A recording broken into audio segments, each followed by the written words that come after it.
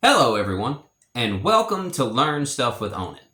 I am Onen Wintercrow, and today I present you with Beginner Hebrew Grammar.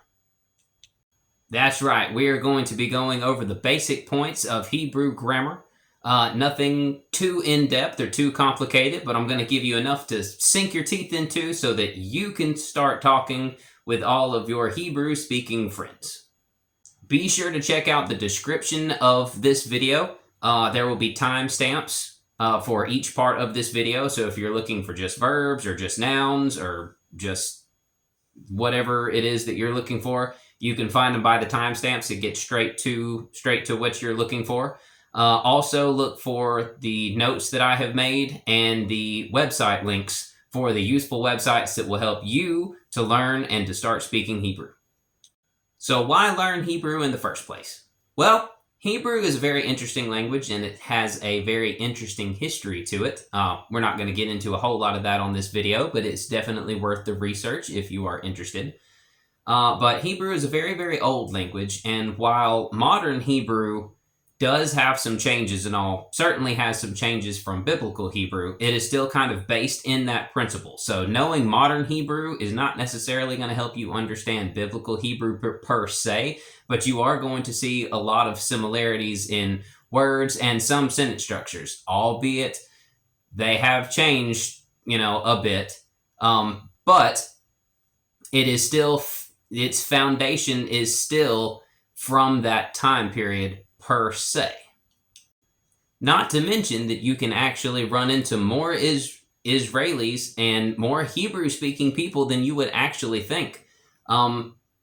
It's not just people that live in Israel that speak Hebrew. There's actually a lot of people within the Jewish community that actually speak Hebrew, even though they may have never been to Israel, because it is a part of their religious tradition.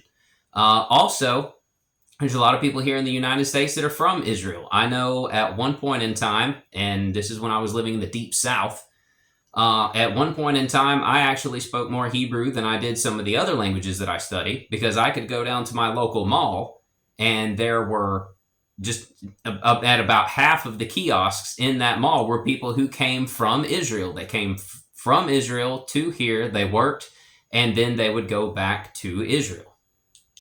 So while as far as being a useful language, it's only semi-useful because most Israelis and others speak English and speak it rather well, or at least all the Israelis that I have met speak English pretty well. It is fun to relate to somebody on their level, and you can have a deeper and more personal connection to that person by speaking their mother language with them. So without further ado, let's get into it by first going over some Hebrew pronouns. Well, what is a pronoun? A pronoun are words such as you, me, her, she, it, I. Those are pronouns. So create any kind of sentence, the first thing you need to know are the pronouns. So we are going to go over those right now, starting with I. So I, actually, let me back up a minute. So we're going to be going over two different types of pronouns. You're going to have the subject pronoun, which is considered a nominative pronoun, and we're going to be going over the direct object pronoun, which is like a direct, is in the accusative case. So it's an accusative pronoun. And what do I mean by this? Because that sounds a little complicated, doesn't it? What do I mean by this? A great example is I and me. So I is a nominative pronoun, and it's for the subject. Me is in the accusative, and it is for a direct object. Subjects generally come first in the sentence. Direct objects in the accusative generally come towards the end of a sentence in just a basic, standard, typical sentence. That's why you say, I love her, not I love she. Because her is the direct object, and that is why she loves me, not she loves I. That doesn't make very much sense, does it? Because we just automatically know that I is a subject pronoun, and, me is a direct object pronoun. So we're going to go ahead and get into those in Hebrew. So getting into the Hebrew pronouns, first what I'm going to do is I'm going to give you the subject pronoun, and then I'm going to give you the direct object pronoun, like it'll be I and me. So the first one is I and me, which is ani and oti. Ani, oti. The next is going to be you, masculine. So if you're talking to a male figure, so it is you, ata, you in the direct object, otcha, otcha, otcha. So ata, otcha. The next is going to be you, feminine. So if you're talking to a female figure, it is at and otach. At, otach. Next is going to be he and him, which is hu and oto.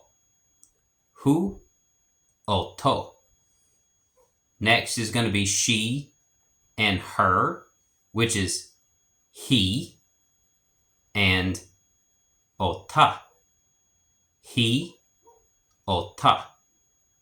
Now we're going to get into the plurals. So it's we and us, which is anachnu, anachnu, and otanu. Anachnu, otanu, otanu. Next is going to be you, as in like you all or all of you, if you're talking to a group of people. This one is going to be for all masculine or mixed genders of masculine and feminine. It is atem, atem, and etchem, etchem. Atem, etchem. Next is going to be you all or all of you, as in a group of only females. And that is aten, aten, and etchen, etchen. Sounds really close because really the only difference between those are the m, and the n sound. So atem, aten, etchem, etchen. So a little bit difficult for us to hear, but you get there eventually. Next is going to be they, and this is the same as it is for you all. This is they as in all masculine or a mixed group of masculine and feminine, and that is hem, hem, and otam, otam, hem, otam. And then you have they as in only a group of females. So only females in this one. That is hen, hen, and otan, otan. So hen, otan. Again, just like the U sound, the only difference is an M versus an N sound. So kind of have to listen to it a little bit just to make sure that you hear it correctly. But even if you have a little bit of struggle with it, you know that it means they. So let's practice a little bit of those pronouns and give some example sentences so you can kind of understand how they work. And we are going to be using the verb le'ehov, which means to love, as the example. So le'ehov turns to ohev or ohevet, depending on the situation of who's speaking, who you're speaking to, but we will get into more of that a little bit later on in this video.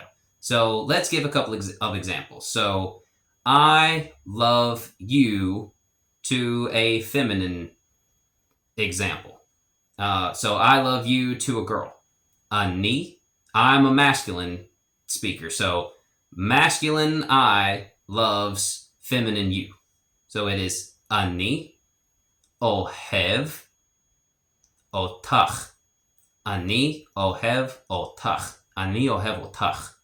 So I love you. Now, if I were a girl, and I was saying this to a man, so I, female, love, you, male, it would be אני אוהבת אותך. אני אוהבת אותך. She loves him. So that would be he, because that's feminine, so you use אוהבת. He אוהבת אותו. He אוהבת אותו. If he loves her, it would be הוא אוהב אותה. הוא אוהב אותה. So that pretty much goes over all the pronouns that we are going to use as beginners. There's a couple of other variations of them depending on what you're trying to say, and particularly with some prepositions, but we're going to get into that in another video, not necessarily in this video. But as far as pronouns go, that's for the most part all that you need to know to start forming basic sentences to start speaking with your friends.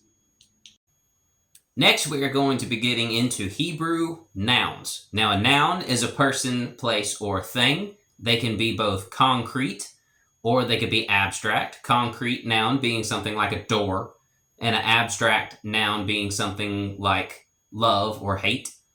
And Hebrew nouns come in two different genders. They come in masculine and they come in feminine. A good little trick to keep in mind is that a good majority of feminine nouns will end in a sound and be spelled with an A or an AH.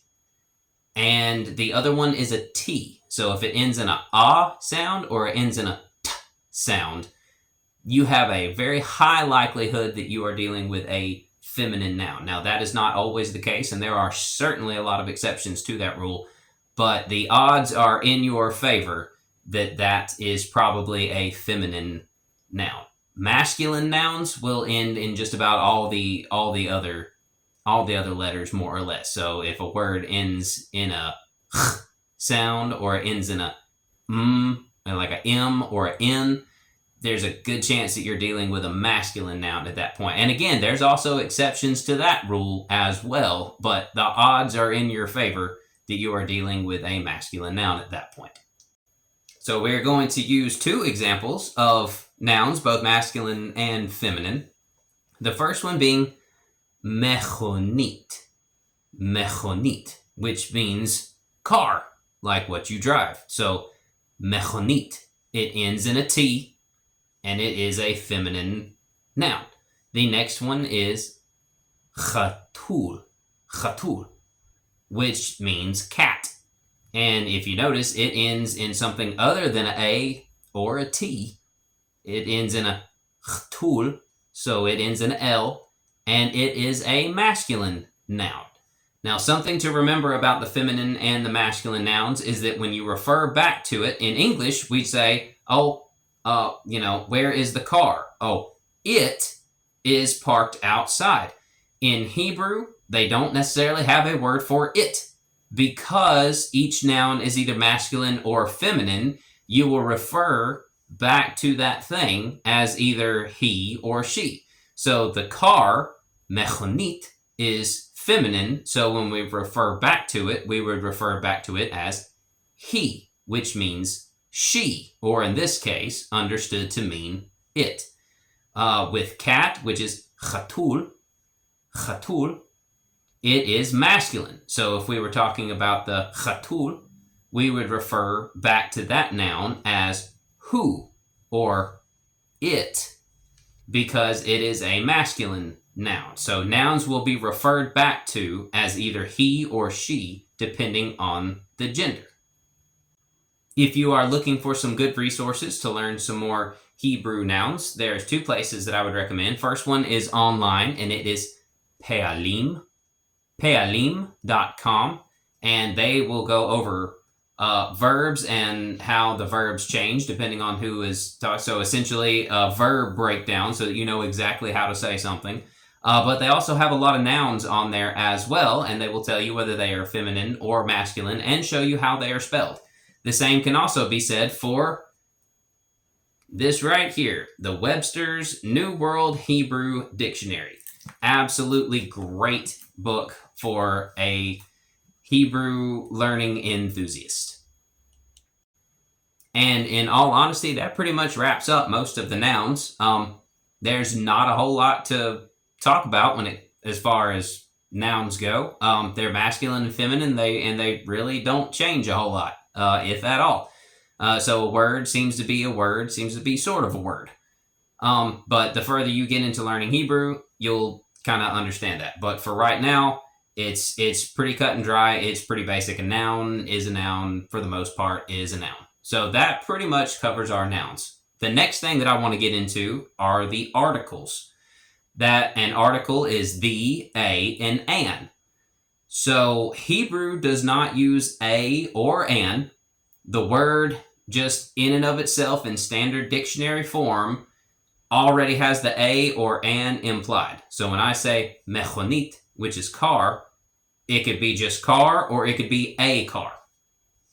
Pretty cut and dry. So the a and the an for the indefinite, which is what that is. It means just a car, any car, not a specific car, just a car. Mechonit, a car. Mechonit, car. So I have a car. Yesh li mechonit. Which literally translates as there is to me car. Or there is to me a car. And that is pretty much all there is about indefinite articles. They really don't have any. Now, as far as definite articles go, they do have one of those, and that is the word the, and it is pronounced ha. H-A. Ha. So, a car, mechonit. The car, ha mechonit. A cat, chatul. The cat, ha chatul. Ha chatul. And that goes for every word. If you put the H-A, ha sound in front of it, it automatically becomes the. That is how you make the definite article in Hebrew. So next, let's get into the little bit more difficult and slightly more time-consuming subject of verbs. So Hebrew verbs on a difficulty scale from easiest to most difficult to understand is present tense is the easiest. It's pretty straightforward, for the most part, pretty cut and dry. The future tense and imperative, which is your commands like go here, do this, those are imperatives. They're command form. Future tense and command form are the second. They're a little bit more difficult than the present tense, not quite as hard as the past tense. The most difficult one, in my opinion, is the past tense, and I am actually still in the process of figuring out how those work. So we will not be discussing that in this video, but if I ever get it completely and 100% figured out, I will do a video on Hebrew past tense. But for right now, for just your basic standard intro to Hebrew grammar, we are only going to be going over the present tense of verbs, because for making small talk, really, for the most part, that's what you need. So that is what we will go over. And I will do videos on the future and the command and the past tense as I get a better understanding of them, and then present it to you guys so that you guys have a better understanding of them. So what makes Hebrew verbs so difficult is a lot of times the vowels, which is A, E, I, O, U, and sometimes Y, at least in English, they get rearranged. And what I mean by that is, I'll give you an example of one we've already used, the verb le'ehov. Le'ehov. Le'ehov means to love. But when it's conjugated for like I love or you love or he, she loves, those vowels get switched around. So instead of it being ehov, it now turns to ohev. And this happens in just about every Hebrew verb, really that's coming to mind at the current moment in time, and it's really bad to do that, and they change in the past tense, and I can't really seem to find any rhyme or reason as to why or how. And I've asked some of my Israeli friends in the past, and they couldn't necessarily tell me per se either. Really, it was hard for them to try to explain it in terms that I could understand. So we're going to leave that alone for right now. But two things to remember about Hebrew verbs in the present tense. For masculine, they are going to be very similar to what the dictionary form is, with just a change here or there. So they will either be kind of the same as the dictionary form, or they will end in E. For feminine, they're going to either end in A or ET for a good majority of the time. And I will give you two examples of this. So we already know love, which is le'ehov, which is ani ohev. So, well, actually, we're going to use he and she. So, hu ohev, he ohevet. Hu ohev, he ohevet, which means he loves and she loves. Now, if we talk about want, that would be hu rotse, hu rotse, and she wants would be he rotsa, he rotsa. So hu rotse, he rotsa. And the Hebrew R is pronounced way down deep in the back of the throat. It's not up here close to the mouth. It's a It's kind of like the French R when you say Paris, Paris. And that is how their R is done as well. It's kind of down in the throat. So it's a kind of sound. So if you're wanting, just as a little thing, if you're wanting to know why it sounds a little weird on the video, it's because it's not rotse, it's rotse. But there are a couple of handy little tricks that you can use when trying to figure out how to conjugate a verb. Conjugate meaning change the verb depending on who is speaking and who you're speaking to, so forth and whatnot. And that is that a good... Now, again, this is not an all the time thing, because there are exceptions, but for a good majority of these particular ones, if the verb is a lehit verb, such as lehit kaven, the lehit just turns to mit. So lehit kaven, mit kaven. Lehit kaven, mit kaven.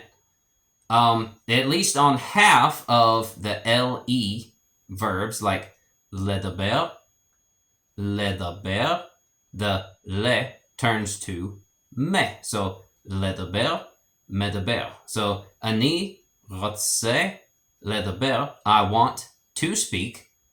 So ani rotse ledaber, but it is ani medaber, I speak. So ani rotse ledaber, ani rotse ledaber, ani medaber.